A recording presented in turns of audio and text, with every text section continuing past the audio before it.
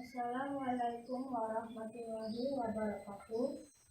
Nama saya Ajeng Mufiasa Fitri dari kelas 3A Pagi. Di sini saya akan memenuhi tugas dari Bapak Muhammad Arifin dari program studi kurikulum pembelajaran. Pada video kali ini saya akan menjelaskan beberapa materi yang telah saya pahami. Yang pertama ialah apa itu pengertian kurikulum. Pada bagian pertama, kita akan membahas tentang pengertian kurikulum. Secara etimologi, kurikulum ialah jarak yang harus ditempuh. Ada juga pendapat lain yang mengatakan bahwa kurikulum ialah suatu pelajaran yang disediakan untuk peserta didik di bawah bimbingan guru. Menurut Undang-Undang Nomor 20 Tahun 2003, Pasal 1/19 mengatakan bahwasanya ialah kurikulum merupakan seperangkat rencana dan pengaturan mengenai tujuan, isi, dan bahan pelajaran, serta cara yang digunakan sebagai pedoman untuk penyelenggaraan kegiatan pembelajaran dan untuk mencapai tujuan pendidikan tertentu. Baiklah, akan saya lanjutkan pada bab 2, materi tentang peranan kurikulum. Kemudian bisa kita ketahui banyak sekali pertanyaan-pertanyaan dari beberapa pihak yang mengatakan bagaimana jika dalam suatu daerah terdapat kurikulum yang kurang efisien atau tidak memenuhi syarat yang telah disahkan oleh pemerintah. Maka kita harus memahami yang namanya kurikulum ideal, kurikulum aktual, dan kurikulum tersembunyi.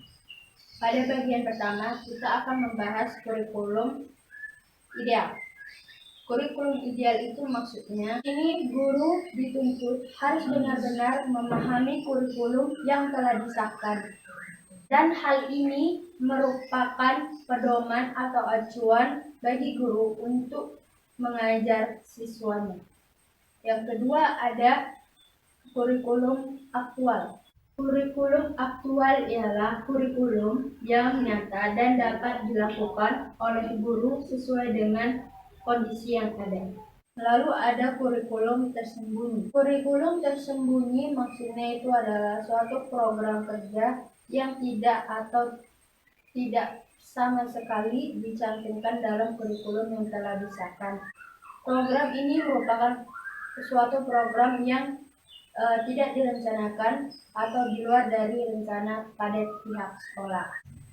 Kemudian adanya fungsi-fungsi kurikulum. Fungsi kurikulum itu ada 3. Yang pertama fungsi bagi guru, fungsi bagi peserta didik, dan fungsi bagi orang tua. Fungsi bagi guru itu ialah sebagai pedoman kerja dalam menyusun dan mengorganisasikan bahan pelajaran. Maksud dari kata itu ialah guru adalah orang yang mentransferkan pengetahuan yang telah disediakan kepada siswa. Sedangkan bagi siswa ialah untuk merealisasikan atau mengembangkan potensi yang dimiliki masing-masing peserta didik. Dan yang terakhir untuk orang tua, sebagai pemantau keberhasilan tingkat pendidikan. Lalu, tanpa adanya kurikulum, baik guru, siswa maupun orang tua akan sulit mencapai tujuan pembelajaran. Maka, lembaga pendidikan akan kehilangan arah seperti sebuah kendaraan yang tidak memiliki direction atau maksud tujuan ke arah manakah dia akan pergi. Jadi, dengan adanya kurikulum ini jelas apa tujuan dan arahnya kemana. Kurikulum ini bisa dikatakan sebagai alat untuk mengembangkan potensi yang dimiliki setiap individu. Seperti dalam ilmu psikologi, setiap orang pasti mempunyai kemampuan atau keunggulan masing-masing dalam dirinya. Maka dari itu, pentinglah gunanya adanya kurikulum. Baiklah, akan saya lanjutkan pada bab 2, materi tentang peranan kurikulum. Peranan kurikulum terbagi menjadi 3 bagian, yakni peranan konservatif, peranan kreatif, dan peranan kritis, atau bisa disebut juga dengan evaluatif. Peranan konservatif itu ialah peranan yang dimana kurikulum harus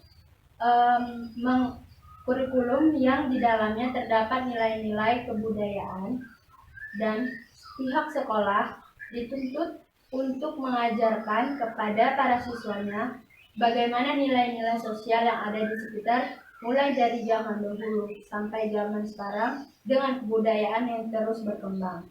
Peranan kreatif itu maksudnya ialah kurikulum harus mampu mengembangkan setiap potensi yang dimiliki peserta individu, dan kurikulum harus mampu mengembangkan sesuatu yang baru sesuai dengan perkembangan zaman. Lalu peranan kritis atau evaluatif, maksudnya ialah pada kurikulum ini juga terdapat perkembangan nilai-nilai sosial atau kebudayaan yang baru. Jadi siswa diminta untuk lebih kritis dalam menerima kebudayaan baru atau sosial yang baru. Jadi tidak sembarangan dalam memilih kebudayaan itu sendiri. Lalu pada peranan kurikulum ada juga yang namanya peranan pada guru. Peranan dari guru itu ada 4 peran. Yang pertama implementers, yang kedua adapters, yang ketiga developers, dan yang terakhir adalah research. Pada bagian pertama, kita akan membahas apa itu implementers. Peranan implementers. Peranan implementers itu ialah guru diminta untuk mengaplikasikan kurikulum yang telah disahkan kepada siswa, dan guru hanya bisa menerima kemudian menjelaskannya kepada siswa, dan ini wajib untuk dijalankan. Yang kedua, adanya adapter. Maksudnya ialah guru mempunyai wewenang untuk menyesuaikan kurikulum yang telah ada sebelumnya dengan menyesuaikannya dengan kebutuhan lokal atau sesuai dengan yang diinginkan. Yang ketiga ialah developers. Guru juga bisa mendesain kurikulum itu dengan menentukan tujuan dan isi serta apa yang harus dikembangkan untuk mengukur keberhasilan. Dan yang terakhir ialah research. Guru bertanggung jawab untuk menguji setiap komponen kurikulum, seperti melakukan PTK atau penelitian tindakan kelas. Baiklah, kita akan lanjut pada bab ketiga, landasan dan prinsip pengembangan kurikulum. Landasan dan pengembangan prinsip kurikulum itu juga merupakan hal yang penting dalam proses pembelajaran. Baiklah, kita akan langsung memahami materi landasan kurikulum. Landasan kurikulum itu terbagi menjadi 3 landasan penting. Pertama ialah landasan filosofis. Landasan filosofis atau kata filosofis ini diambil dari kata filsafat. Terbagi menjadi 2 bagian, yaitu philos dan sophia. Philos ialah suatu cinta yang mendalam, sedangkan sophia diartikan ialah kearifan dan kebijaksanaan. Maka dari itu, landasan filosofis secara populer diartikan ialah suatu landasan hidup suatu masyarakat serta dijadikan arah dan tujuan untuk pendidikan yang akan diarahkan. Yang kedua ialah landasan psikologis. Dalam landasan psikologis ini, guru harus mengetahui bagaimana sifat anak dalam menerima pelajaran itu. Sebab setiap anak memiliki cara yang berbeda dalam memahami, mengerti bagaimana caranya menerima pelajaran atau mengerti pelajaran. Dan yang terakhir adalah landasan sosiologis teknologis. Landasan sosiologis maksudnya ialah pengembangan kurikulum harus sesuai dengan tuntutan yang ada di dalam masyarakat agar nantinya anak didik tersebut dapat berinteraksi sosial dengan baik di masyarakat. Dan untuk teknologis, guru diwajibkan untuk memahami setiap perkembangan yang terbaru khususnya dalam bidang kurikulum agar isi dan strategis dari kurikulum akan tetap berjalan dengan baik dan efisien. Lalu kita menuju pada prinsip pengembangan kurikulum.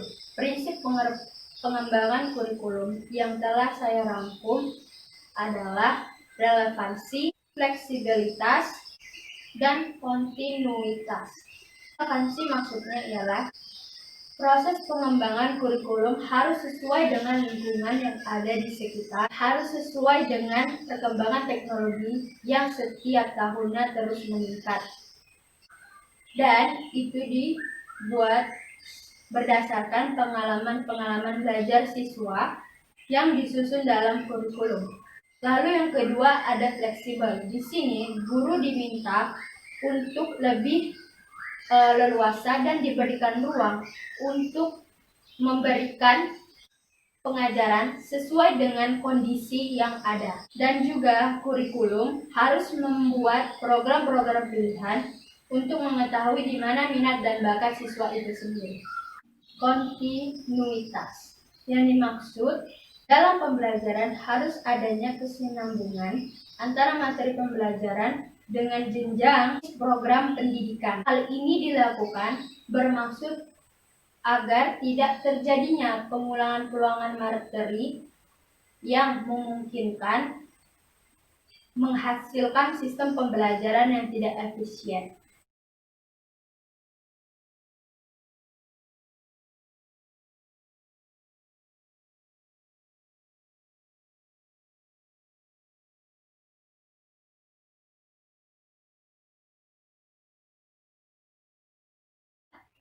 Kemudian kita akan lanjut pada bab 4 tentang sejarah kurikulum di Indonesia.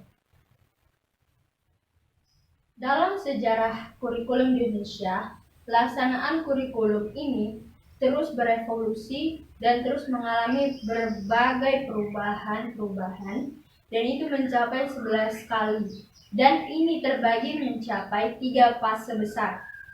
Yang pertama itu ialah pra-kemerdekaan, kemudian masa kemerdekaan, dan yang terakhir ialah era reformasi. Pada bagian pertama saya akan menerangkan apa saja kurikulum yang terjadi pada pra-kemerdekaan.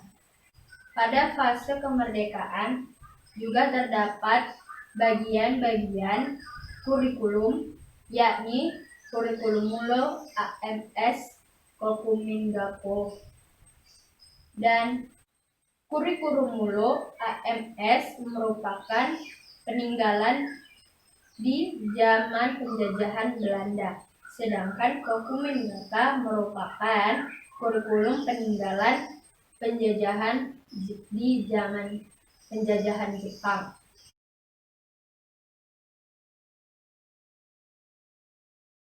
Pada bagian kelas 1 hanya untuk pegawai pemerintahan, dan untuk pada kelas 2 hanya untuk masyarakat Indonesia asli atau pribumi. Kelas pertama itu ialah khusus untuk orang-orang pemerintahan dari Belanda yang dimana lama pendidikannya 5-7 tahun. Dan pendidikan ini bertujuan untuk mendidik pegawai rendahan untuk keperluan kantor-kantor. Program pembelajaran itu ada belajar tentang bahasa Melayu, Belanda, ilmu sejarah, ilmu bumi, ilmu hayat atau menggambar, dan juga ilmu mengukur tanah. Sedangkan pada kelas kedua, khususnya untuk masyarakat pribumi asli Indonesia, dengan program belajar cara menghitung, membaca, dan menulis. Dan lama kegiatan ini selama 3 tahun. Lalu ada pendidikan yang dinamakan Ginamsun, yakni pendidikan peninggalan Belanda, yang dimana ini merupakan pendidikan jenjang menengah. Maksudnya, isi dari siswa-siswanya itu ialah golongan ningrat. Masa pembelajaran selama 3 tahun dan mata pelajaran yang diajarkan ialah ilmu menghitung, aljabar, bahasa Inggris, Belanda, ilmu ukur, ilmu tanah, ilmu hayat, dan sejarah. Lalu, kemudian berubah model pendidikan yang diberikan dengan nama MULO. Lama pendidikan selama 4 tahun, sedangkan tingkat atasannya bernama AMS.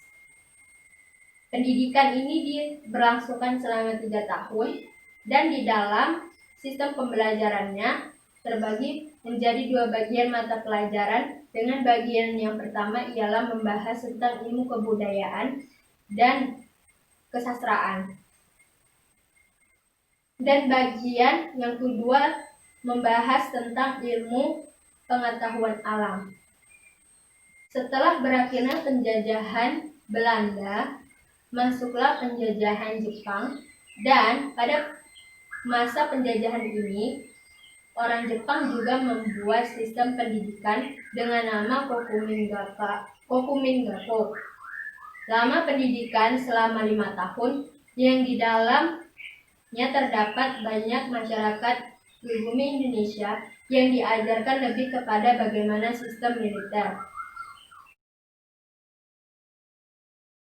Yang pertama pada tahun 1947, 1952, 1964, 1968, 1975, 1984, dan 1994. Pada tahun 1947, kurikulum ini menekankan untuk pembentukan karakter bangsa Indonesia yang merdeka dan berdaulat, serta sejajar dengan bangsa lain. Dan pada waktu ini, banyak sekali tokoh-tokoh yang mengatakan bahwa ini merupakan pengganti dari kurikulum sebelumnya yang telah dibuat pada masa penjajahan Belanda dan masa penjajahan Jepang. Lalu dilanjutkan pada tahun 1952, yang dimana ini merupakan kurikulum perbaikan dari tahun 1947. Pada kurikulum ini berisikan mata pelajaran yang dihubungkan dengan kehidupan masyarakat sehari-hari. Dan mata pelajaran itu terbagi dalam 5 bidang. Yang pertama itu adalah moral, kecerdasan, emosional atau artistik, keterampilan, dan juga yang terakhir itu tentang jasmani. Lalu kita masuk kepada tahun 1964. Pada 1964 ini, kurikulum lebih meningkatkan pada perkembangan, sama halnya seperti kurikulum tahun 1952, tentang perkembangan emosional, perkembangan moral, perkembangan intelijensi atau pengetahuan dan kecerdasan, kemudian ada pengembangan emosional atau artistik, keterampilan, dan yang terakhir ialah perkembangan jasmani. Kemudian pada tahun 1968 terjadi lagi perubahan kurikulum. Pada kurikulum 1968 ini lebih ditekankan kepada upaya untuk membentuk manusia Pancasila yang sejati, kuat, dan sehat jasmani, mempertinggi kecerdasan dan keterampilan jasmani, moral, budi pekerti, dan keyakinan beragama. Kurikulum 1968 menekankan pendekatan organisasi materi pelajaran. Kemudian diubah kembali pada tahun 1975 dengan nama kurikulum 1975. Pada kurikulum ini lebih menekankan pada tujuan pendidikan yang lebih efektif dan efisien. Pada kurikulum ini peran guru sangat lebih penting karena setiap guru wajib untuk membuat perincian tujuan yang akan dicapai selama proses belajar mengajar berlangsung, dan setiap guru juga harus secara ideal merencanakan pelaksanaan program pembelajaran mengajar. Semua proses belajar mengajar menjadi sistematis dan bertahap pada kurikulum ini. Lalu terjadi lagi perubahan pada tahun 1984 dengan nama kurikulum 1984.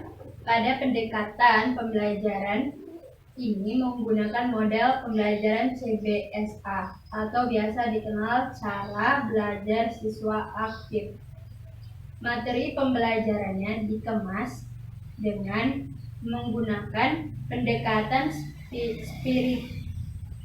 spiral, lalu menanamkan pengertian kepada siswa didik terlebih dahulu sebelum diberikan latihan, lalu memberikan materi yang disajikan berdasarkan tingkat kesiapan atau kematangan siswa, dan yang terakhir menggunakan pendekatan keterampilan. Menurut teoritis, pendekatan CBSA ini adalah pendekatan pembelajaran yang memberikan kesempatan kepada siswa didik untuk lebih aktif saat belajar, dan diharapkan peserta ini memperoleh pengalaman belajar yang maksimal, baik dari ranah kognitif, efektif, dan psikomotoriknya.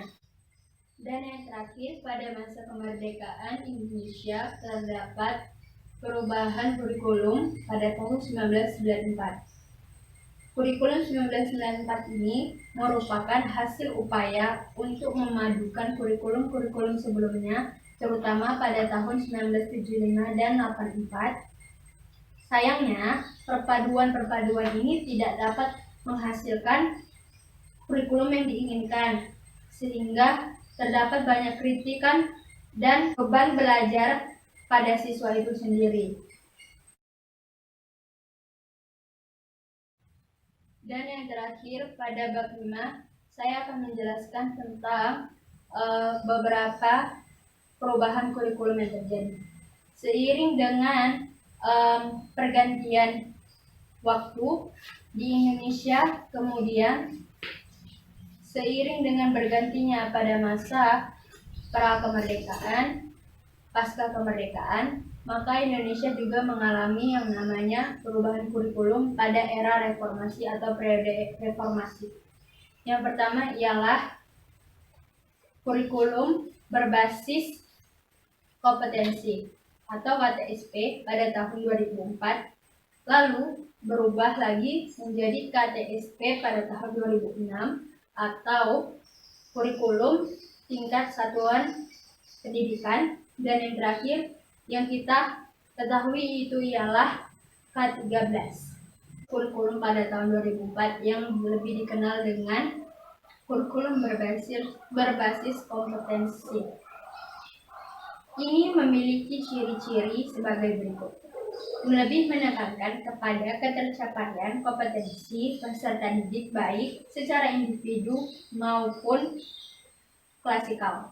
Kegiatan pembelajaran dengan menggunakan pendekatan dan metode yang bervariasi. Sumber belajar bukan hanya guru, Namun, kita juga bisa belajar melalui alat atau hal lain yang dapat memenuhi unsur edukasi. Penilaian menekankan kepada proses dan hasil belajar dalam upaya penguasaan dan pencapaian suatu materi dan kompetensi. Ranah kompetensi pada kurikulum berbasis kompetensi ini lebih ditekankan kepada pengetahuan kognitif, afektif, dan keterampilan atau psikomotorik. Kemudian di Indonesia terjadi lagi perubahan kurikulum pada tahun 2006 atau yang disebut dengan kurikulum tingkat satuan pendidikan atau KTSP 2006. Yang paling menonjol pada bagian ini ialah guru diberikan kebebasan untuk merencanakan pembelajaran sesuai dengan lingkungan dan kondisi siswa serta kondisi sekolah tersebut. Dan yang terakhir, pada masa era reformasi atau periode kemerdekaan, di Indonesia terjadi lagi perubahan yang terakhir yang dinamakan dengan kurikulum 2013 atau K13. Kurikulum 2013 ini merupakan kurikulum yang terintegrasi atau terpadu, dan sistem atau pendekatannya melibatkan beberapa disiplin ilmu untuk memberikan pengalaman bermakna kepada siswa itu sendiri. Dikatakan bermakna sebab di dalam kurikulum tersebut terdapat konsep-konsep terpadu. Sedangkan arti kata luas karena di dalamnya mereka yang memperoleh tidak hanya dalam satu ruang lingkup disiplin saja, melainkan lintasan kedisiplinan. Pada kurikulum 2013 menekankan pada peserta didik yang akan dibangun dan menjadi fondasi utama untuk tingkatan berikutnya. Dan apakah pendidikan karakter itu? Pendidikan karakter gunanya untuk mendidik generasi selanjutnya untuk menyempurnakan diri individu itu tersebut dan melatih kemampuan dia menuju ke arah yang lebih baik. Dan dalam pembuatan karakter individu terdapat juga beberapa nilai penting yang harus dimiliki setiap peserta didik, antara lain jujur, religius, tanggung jawab, mandiri, kreatif, disiplin, toleransi, dan rasa ingin tahu yang besar, dan lainnya yang sifatnya positif. Lalu, dalam kurikulum 2013 ini, siswa diminta lebih aktif belajar daripada guru menerangkan. Guru hanya memberikan garis-garis besar saja, yang dimana nanti siswa akan diberikan arahan atau evaluasi untuk mereka lebih aktif lagi mencari narasumber lain ataupun bahan-bahan lain yang ada di zaman ini, khususnya bagaimana teknologi itu berkembang. Jadi siswa itu lebih diminta lebih kreatif, inovatif, dan juga aktif.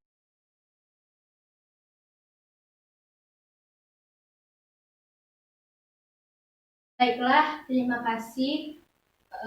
Sekian video pembahasan materi dari saya. Maaf bila ada kekurangan materi. Saya juga berterima kasih kepada Pak Arifin telah membimbing saya dalam mengerjakan tugas kurikulum ini.